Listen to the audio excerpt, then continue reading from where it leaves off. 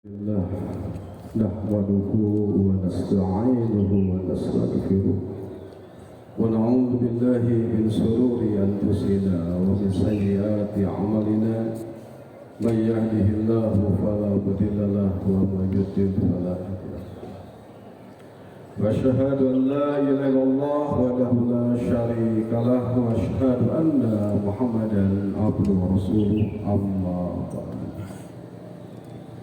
فقال الله تعالى في القرآن الكريم أعوذ بالله من الشيطان الرجيم ذلك وما يعظم شعائر الله فإنها من تقوى القلوب وقال في آية أخرى ولكل أمة جعلنا منسكا الآية. Iwatu iman rahimakumullah, puji dan syukur kita panjatkan ke yang ghafur. Mudah-mudahan kita semuanya mendapat maghfirah darinya. Puji syukur Allah Subhanahu wa taala yang telah memberikan kesempatan, memberikan waktu kepada kita untuk senantiasa beribadah, untuk senantiasa mengabdi kepadanya. Pada kesempatan Id kali ini saya akan menyampaikan ringkas tentunya tafsir surat Al-Hajj ayat 34 sampai 37. Iwatu iman rahimakumullah, surat Al-Hajj kita mengetahui bahwa pada hari ini iwatu iman yang ada di Mekah, karena semuanya sudah berkumpul ke Mekah dari Madinah, semuanya sudah pada datang ke Mekah melaksanakan ibadah haji, dan hari ini adalah puncak.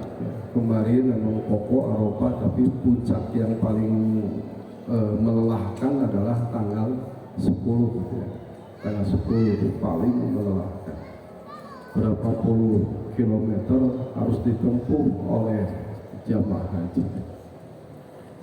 Dan kita di sini melaksanakan sholat Id yang tentunya syariatnya saum Arafah itu sejak lebih dulu ya daripada adanya haji di Arafah. Nah, iwatu iman rahimakumullah, surat Al-Hajj tidak semuanya membahas tentang haji, bahkan ayat pertama memperingatkan kepada kita tentang gonjang-ganjingnya kiamat. Syai'un azim, sesuatu yang sangat besar, sesuatu yang sangat menakjubkan. Jadi kiamat. Baru ayat 26 Allah menerangkan bahwa Allah Subhanahu wa taala menempatkan Ibrahim di Baitullah itu, di Mekah. Dan ayat 27 Allah memerintahkan kepada Ibrahim untuk mengumumkan proses pelaksanaan ibadah. Nah, itu ringkasnya ayat 32 Allah Subhanahu wa taala menerangkan dzalika wa may yu'azzim sha'airallah fa innaha min taqwal qulub. Dzalika, yang demikian itu, wa may yu'azzim, barang siapa yang senantiasa mengagungkan sya'airallah, syiar-syiar Allah, fa innaha min taqwal qulub, karena itulah bagian dari ketakwaan hati.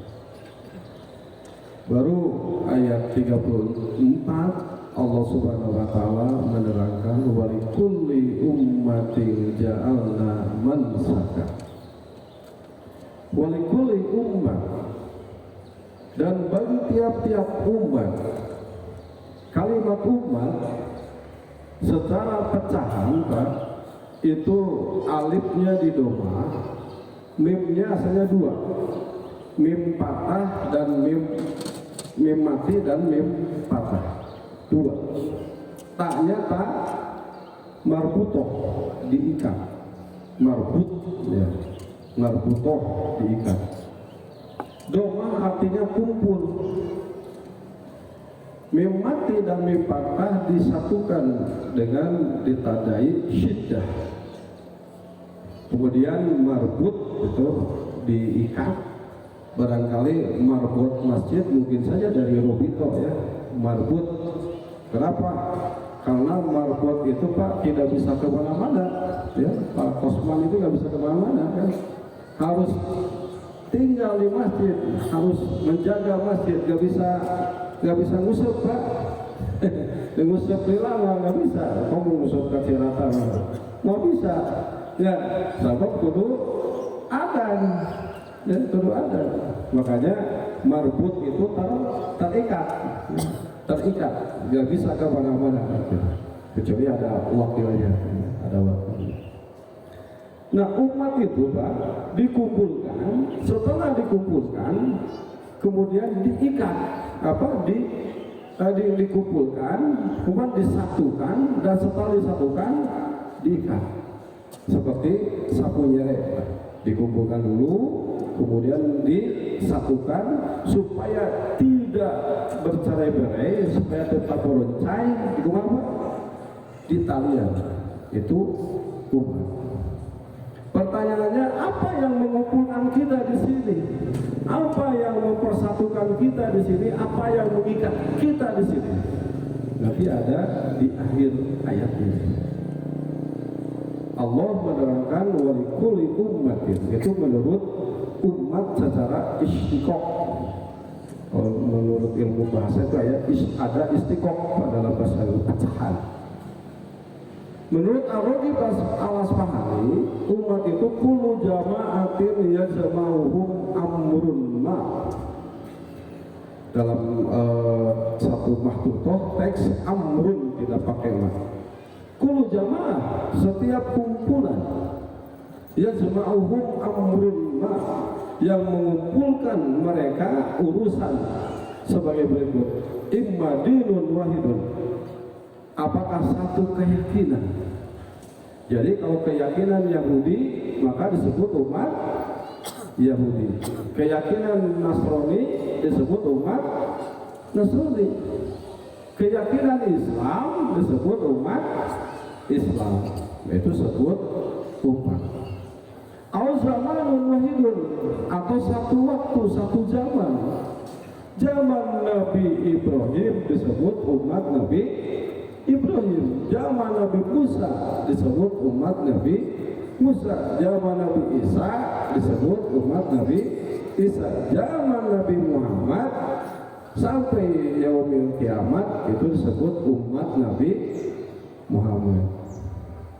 Guru saya ada yang apakah serius atau berkelakar Pak? Dulu ngomong gini, Allah yarhamu sadili, jadi Jackie Chan umat Nabi Muhammad sudah begitu. Jackie Chan tapi kalau lihat definisi zaman iya namanya si Trump itu umat Nabi Muhammad, dengan umat Nabi Muhammad mengaco gitu ya. Tapi kalau lihat yang pertama dinun wajib, satu keyakinan.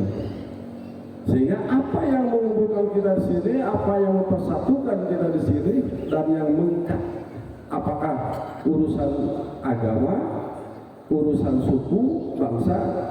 Tetapi yang membuat luar biasa itu kemarin Pak ya, hari Ahad. Jadi tidak ada urusan suku agama, yang penting pencinta Persib gitu ya. Luar biasa. Saya mau ke Piadek Pak dari jam 8 dari rumah, tidak sampai ke Piadek, ke sini penuh, ke sini penuh, jam 2 pulang lagi, nggak bisa kemana-mana, penuh semuanya Pak, jalur sini penuh, betul Pak ya, penuh betul, luar biasa, hat-trick, oh itulah luar biasa, hat-trick ya berturut-turut, ya, ramai ini ya Pak. Cuman ya ada yang meninggal seorang, 122 luka-luka, waktu ribuannya banyak. Nah apa yang mengumpulkan mereka Pak? Mengumpulkan, mempersatukan, dan mengikat. Apa yang mengumpulkannya? Persib juara kan gitu kan? Persib juara gitu yang mengumpulkan. Nah itu sebut umat, umat naon, umat Persib, umat Persib gitu ya. Sehingga memang ada tuh Pak di podcast itu. Jadi seolah Persib sekarang jadi agama gitu. Yang saya pikirkan sebelum balik Pak, yang hari Sabtu aja atau tiap nonton bola atau hari Sabtu yang terakhir itu ya salat gitu. Kalau oleh ustaz itu dipikir salat itu ya kumaha salatnya. Cuma memang pikir persis pas urusannya memang bisa dijama kosong gitu atau yang mungkin bisa dijama gitu. Kembali ke ayat 34. Walikuli umatin ja'alna mansaka. Maka kata Ibnu Katsir, setiap agama, setiap keyakinan itu oleh Allah disyariatkan berkurban. Sejak zaman Nabi Adam bahkan Pak, ada syariat kurban. Bahkan Pak, bukan saja suku agama Wahyu, suku-suku tertentu ada yang namanya pengorbanan, upacara pengorbanan. Saya nonton film Peking, ya, film Peking kan bangsa barbar gitu ya. Jadi makanya cocok nggak usah Peking aja Pak, bobotoh tadinya pasti itu bobotoh. Kamu gabung dengan bobotoh. Jangan Peking karena Peking itu ya bangsa barbar situ ya. Lawannya Inggris itu di daerah Inggris. Ya, ada upacara Pak. Upacara pengorbanan harus berkorban dengan apa? Dengan gadis suci gitu. Dengan gadis suci ketika dan memang itu kadang-kadang nyata mau ada gempa dikorbankan gadis suci tidak jadi gempa gitu. Ketika dikorbankan dengan gadis suci kemudian masih gempa, wah itu protes kepada kepala suku. Nah kenapa masih naik gempa? Berarti nggak suci itu kepala suku aku saya masih kena suci gitu. Saya tinggal pernah saya tahu. Nah iwat kalau dia semua ada upacara pengorbanan. Bagi umat Islam Allah menyatakan menguatkan kembali walikulli umatin ja'ala mansaka. Mansak secara bahasa adalah tempat dan waktu ibadah. Tetapi menurut tafsir di dalam ayat ini adalah idan. Ada yang mengatakan idan upacara id. Ada yang mengatakan penyembelihan. Jadi yang utama, yang mayoritas adalah penyembelihan. Untuk apa disyariatkan penyembelihan? Kurusmallahi ala marajaqahum min bahimatil an'am, supaya mereka menyebut nama Allah. Atas dasar apa menyebut nama Allah? Atas apa yang telah Allah berikan kepada mereka berupa binatang ternak. Maka dengan teks ayat bahimatul an'am ada pertanyaan, Ustaz, boleh nggak kurban ayam? Gitu ya? Nggak bisa, karena ayam bukan bahimatul an'am. Walaupun ayam harganya harga sapi. Ayam apa? Ayam seharga sapi? Ayam Allahu yarham kamari nganturkan Pak mantan sekda Pak Sofwan. Kan orang kata apa namanya? Ayam pelung Pak, juara 40 juta. Wah, juara soalnya bagus. Di awal 35 juta teu dipasikeun. Isukna paeh itu bisa sare 35 juta ayam pelung. Sok saja walaupun kurban dengan ayam yang harganya 40 juta tidak termasuk kurban, kecuali pendidikan kepada Ibnu Abbas. Kan Ibnu Abbas izin itu masih anak-anak itu sebagai pendidikan, boleh oleh pendidikan. Makanya saya membolehkan dulu agak keras juga, Ustaz boleh kurban atas nama anak. Kalau dulu nggak usah, ngapain atas nama anak. Kalau sekarang apa-apa sebagai pendidikan ya. Ada seorang sahabiah zaman Nabi itu, perempuan tidak tahu Nabi Muhammad mana, bertanya, "Anta Rasul?" Ya. Jadi berketemu Pak di Mekah, dia bawa anak, kemudian anaknya itu diangkat, alihada hajun, apakah untuk anak ini ada haji? Kata Rasul, na'am, iya, walaki ajrun, dan kamu pahala. Jadi bisa gitu, ayat kurbannya ya anak, tapi pahalanya untuk orang tua. Untuk apa, Pak? Lihat kurus Allahi, untuk menyebut nama Allah. Karena dulu disebut adalah nama berhala-berhala, nama dewa-dewa. Tapi yang hakikatnya, yang sebenarnya, yang memberikan rezeki kepada kita adalah Allah Subhanahu wa Ta'ala. Lihat kurus Allahi ala marojaqahum min bahimatil anam. Makanya, Pak, di dalam ayat ini yang menyembelih itu harus menyebutkan. Jadi jangan ketika kita tanya apakah menyebutkan nama Allah, nah HP nggak bisa, Pak. Jadi yang menyebut itu, Pak, nanti yang menyebut sini harus meneriakan atau menyebutkan Bismillahi wallahu akbar. Karena uhilla bihi, diteriakkan, disebutkan, terdengar nama Allah. Lihat kurusmallahi, atas dasar apa? Atas dasar rezeki yang telah Allah berikan kepada mereka. Fa ilahukum ilahu wahid.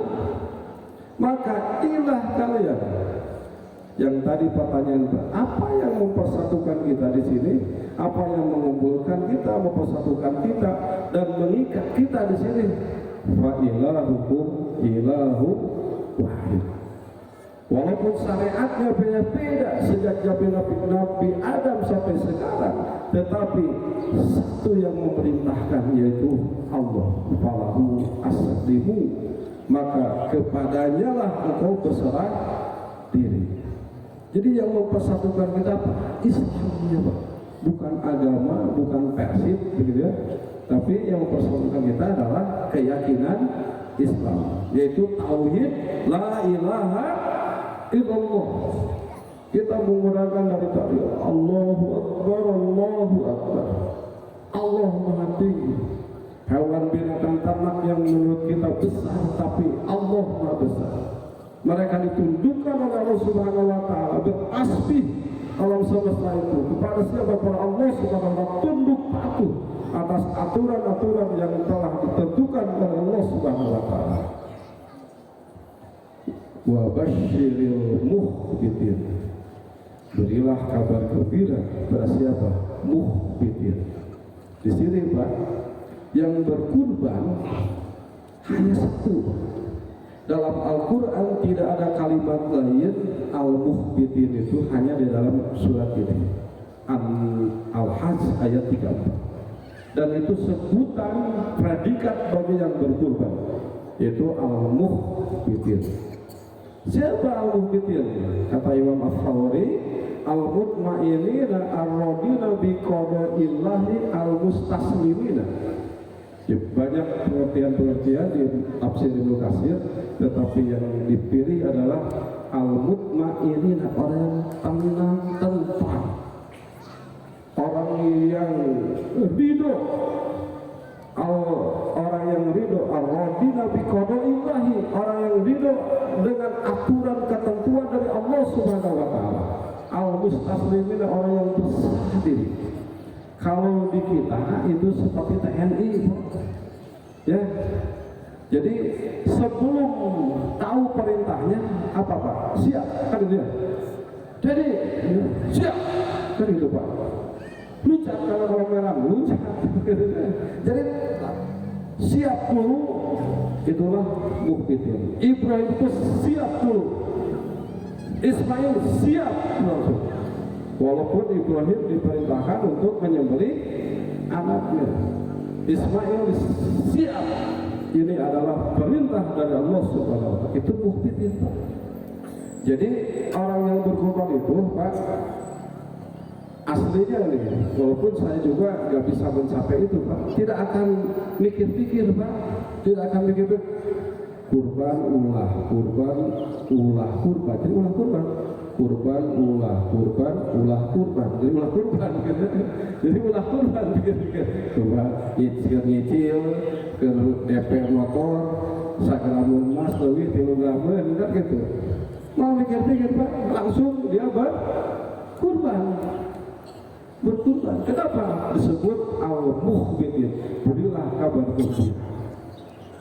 Tetapi kata Ibnu Katsir, yang paling tepat wa ahsanu, yang paling baik tafsirnya adalah surat Al-Hajj 35-nya. Alladzina idza dzukirallah wajilat qulubuhum. Itu orang yang disebut nama Allah bergetarlah khofat qulubuhum. Jadi kata di tafsir itu wajilat itu khofat, bergetar, takut hati. Sehingga orang-orang yang benar-benar Islam itu kan mukminnya benar-benar ketika disebut nama Allah, mereka itu akan bergetar, takut ada hisaban, takut azab dari Allah Subhanahu wa taala. Jadi sehingga dia tidak mungkin terus-terusan berbohong. Ya, demi Allah. Nah, berat Pak. Untuk mengucapkan demi Allah itu orang mukmin itu berat Pak, sebetulnya. Karena itu ucapan yang akan dibawa nanti ke akhirat. Wa basyiril mukhbitin alladzina idza dzukirallahu wajilat qulubuhum was-sabirun wal sabar melaksanakan salat, dan di akhir ayat ini wa mimma razaqnahum yunfiqun. Dia menginfakkan apa atas apa rezeki yang Allah berikan pada kita. Selanjutnya ayat 36 Allah menerangkan wal budna ja'alnaha lakum min sya'airillah. Wal budna arti utama adalah unta. Jadi kalau dalam ayat ini adalah unta. Tetapi para mufassir termasuk di dalamnya adalah al-baqar, ya, yaitu sapi, yang termasuk juga nanti kambing. Karena Rasul semua melakukan. Rasul pernah berkurban dengan unta, Rasul pernah berkurban dengan sapi, Rasul berkurban dengan domba. Bahkan kabsya ini amlah itu dua domba yang gemuk. Jadi kita pada Pak dek gemuk kumaha 3,5 juta teh dombana beregang gitu aja. Ayo karena sapi mah cukup aja 3,5 juta hari karena domba beregang gitu kudu 4 juta, aya 5 juta. Nah, di dalam ayat ini tuh Pak, Allah menerangkan ja'alnaha lakum min sya'airillah. Allah menjadikan sembelihan itu dari syiar Allah, min sya'airillah. Dzalika wa man yu'azzim sya'airillah fa innaha min taqwa. Ayat 3. Barang siapa yang mengagungkan syiar-syiar Allah. Dulu saya punya pemikiran liberal juga Pak. Zaman Allahu yarham guru saya Ustaz Solikin. Apa pikiran saya gini Pak, yang namanya kurban di kita udah banyak yang kurban, saya bilang. Sementara ini masjid perlu pembangunan masjid, madrasah udah aja lah, gak usah kurban karena masjid gitu, atau dengan uang, ya kan gitu ya. Apa beda kalau zakat fitri boleh dengan uang, kenapa ini tidak boleh dengan uang? Ternyata di dalam ayat ini min sya'airillah. Kalau kita menginfakkan dengan uang tidak syiar Pak, tidak termasuk iraqatud dam. Karena nanti ayat 7-nya la yanallahu luhumuha wala dima'uha. Berbeda dengan zakat fitri, beda masalah. Nah, kalau lihat teks ayat ya, itu syiar. Maka di suatu daerah, ini masjid saja, di suatu daerah tidak ada masjid berarti tidak ada syiar Islam. Di suatu daerah tidak ada yang azan berarti tidak ada syiar Islam. Di suatu daerah tidak ada yang berkurban berarti tidak ada syiar Islam. Kemarin saya ke Aceh Cane, Kuta Cane, lewat Karo kan, Abang Jahe. Nah di sana kan mayoritas Kristen, 20% Muslimnya Kristen. Tetapi kita mampir di Karo, ada PD Persis, di sana saya dikasih ulos Pak. Nah dikasih marga. Ya di sini barangkali ada orang dari sana. Saya punya marga sekarang Pak. Apa Pak? Orang Sunda mah margana naon Pak? Sigarantang. Ya, tapi untung lain si loba hutang gitu. Saya dikasih marga ginting, jadi jenis soalnya ginting gitu. Itu dikasih diurus. Di sana nggak ada tuh, masih susah gitu kan, ada rumah makan B1, B2 gitu. Masih itu gereja banyak kan masjid gitu. Nah ketika ada masjid berarti di sanalah ada syiar Islam. Ketika ada yang berkurban di sanalah ada syiar Islam. Ini teks ayatnya gini. Kata Al-Quran, fa idza wajabat junubu. Tengah-tengah ya Pak ya. Apabila si hewan kurban itu sudah habis darahnya. Kalau di sini kan yang beli onta itu kan berdiri Pak, berdiri. Gini aja dikit Pak, pisaunya itu nggak besar, sedikit gini. Cek ini temboknya Pak, ceng berdiri, darah ngalir, lama-lama habis, setelah habis baru truk. Nah, tanya Bu Pak, makan daging kurban dipasak dulu atau tidak? Oh, pasti dipasak. Cek Quran mah dipasak, Pak. Cok berat. Cing aja ya. Fa idza wajabat junubuha, apabila si hewan kurban sudah terkapar, pakulu minha tuh, dahar langsung jenama pakulu minha tuh, makanlah langsung darinya.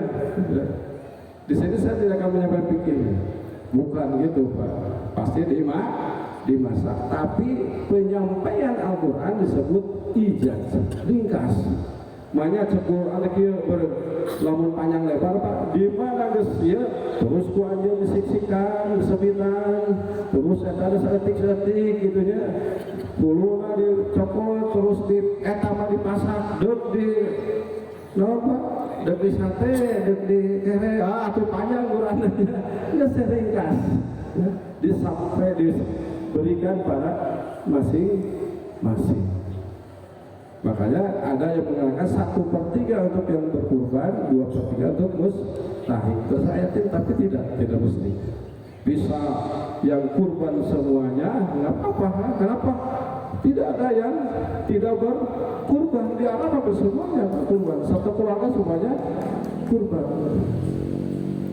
Di akhir ayat ini, Allah menyampaikan, la'alakum tashkurun, supaya kalian bersyukur. Jadi predikat yang berkurban adalah yang pertama muhbitir. Itu predikatnya yang satu. Prosesnya dia berinfak, prosesnya dia bersyukur. Terakhir, karena cepat-cepat menyembelih Pak ya. Terakhir, Allah menerangkan la yanalallaha luhumuha wala dima'uha. Tidak akan sampai pada Allah daging dan darahnya, walakin yanaluhu taqwa minkum. Tetapi yang sampai pada Allah adalah ketakwaan. Pak, Bu, saya menangis. Teman saya 2 tahun yang lalu dia berkurban. Pak, dia pemulung. Kang, sabar tahun ngumpul ke dia 10 tahun. 10 tahun ingin berkurban, Pak. 10 tahun dia ingin berkurban dan dia ada seorang pemulung. Terharu saya, Pak. Kenapa? Karena ketakwaan, ketakwaan. Memang Pak, di suatu daerah ini, maaf ya, kritik terhadap mazhab Syafi'iyah. Karena mazhab Syafi'iyah itu gini Pak, kurban itu cukup sekali seumur hidup gitu. Makanya Pak, kalau kita di kota banyak, tapi sedikit aja Cimau, Pangalengan apalagi Pak. Daerah Bomar itu Pak, saya ke Cinangsi sekitar Pangalengan itu ya, sekitar Cileca, itu daerah dolar Pak. Yang nanam itu bukan hektaran bauan Pak, sabau pokoknya nanam bahwa ayam bau pada bauan Pak. Tapi kurban, nampak sahabat itu Pak, dikira cukup sekali seumur hidup. Doktrin kita Dan itu memang sunnah. Rasul berapa kali tiap tahun, tiap tahun. Sahabat tiap tahun. Makanya doktrinnya harus terpilih. Kalau tidak bisa 1 tahun sekali, ya 2 tahun sekali. Kalau tidak bisa 2 tahun sekali, 3 tahun sekali, 4 tahun sekali, 5 tahun sekali, 10 tahun sekali. Nah, baru kalau tidak bisa seumur hidup sekali lah gitu. Kudu boga keyakinan orang teh hayang kurban. Tetapi Pak jangan bersedih hati. Susah cedak abdi ge tong berkurban sapopoge pas-pasan saja. Harus jadi yakin Pak. Kalau kita punya keyakinan maka pahalanya sama. Di kampung saya Pak, sekarang 13 Pak, 13 ekor sapi. Itu mereka yang ngeluh nggak bisa kurban tapi tapi karena kuat tekadnya anak cucunya kurban juga dia miskin doang tapi anak cucunya berhasil dan dia mewarisi anak-anak yang soleh berkurban, anaknya kurban, punya cucunya juga berkurban, dia dapat pahala dari anak-anak yang soleh.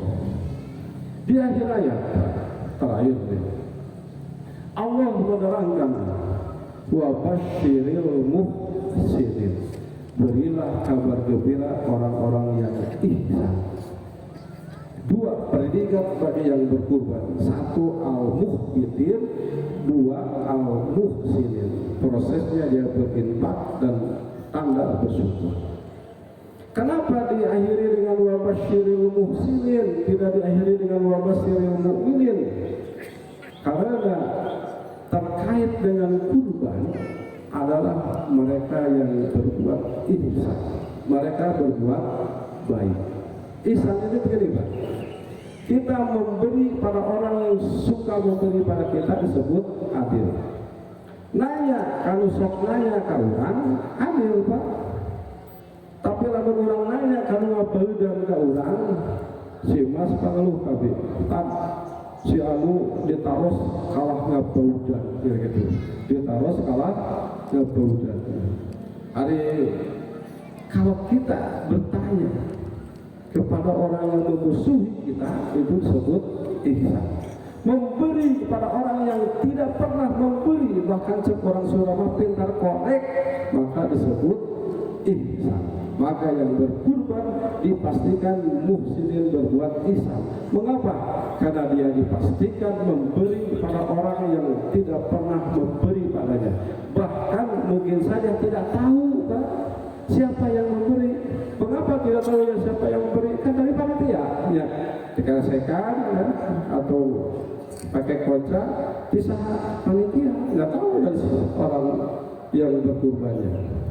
Dari tulisan, makanya di karena saya di Pak Kosman, enggak ya Pak, di tulisan Pak Kosman, ya kan, ya kan, Pak Haji Imam, enggak ada di selatan di Bapak Anu, Bapak Asep, ya kan, tapi panitia yang kita tahu, maka disebut itulah muhsinin wa basyiril muhsinin. Berilah kabar gembira orang-orang yang senantiasa berbuat ihsan, berbuat baik. Kenapa? Hal jazaa'ul ihsan illal ihsan. Tidak ada balasan kebaikan kecuali kebaikan.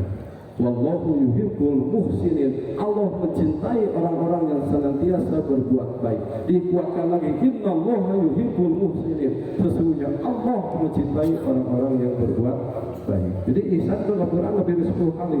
Kalau muhbitin 1 kali, kalau muhsinin lebih dari 10 kali. Iwatu iman rahimakumullah.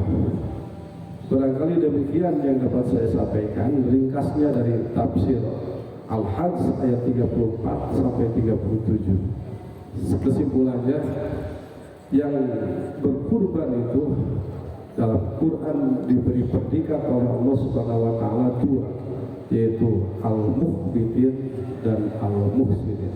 Muhbitin orang yang senantiasa ridho atas ketentuan dari Allah, berserah diri atas perintah Allah Subhanahu wa taala.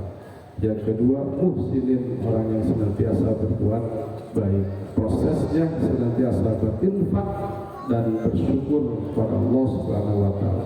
mudah-mudahan kita semua dicatat oleh Allah Subhanahu wa taala menjadi muhbidin, menjadi muhsinin, senantiasa berinfak dan bersyukur. Allah Maha tahu, yakin apa yang kita tekadkan akan dapat pahala dari Allah Subhanahu wa taala. Iwat iman rahimahullah, itu saja yang dapat saya sampaikan. Sekali lagi mudah-mudahan kita mendapat barokah dari Allah Subhanahu wa taala, pahala kita berlipat ganda. Allahumma arinal haqqo haqqan warzuqna ittiba'ah wa arinal batila batilan warzuqna ijtinabah wa la taj'al mutalabisan alaina fanujinu was'alna lil muttaqina imama. Rabbana atina fid dunya hasanah wa fil akhirati hasanah wa qina adzabannar. Aqulu qouli hadza wa astaghfirullah li wa lakum. Wassalamualaikum warahmatullahi wabarakatuh.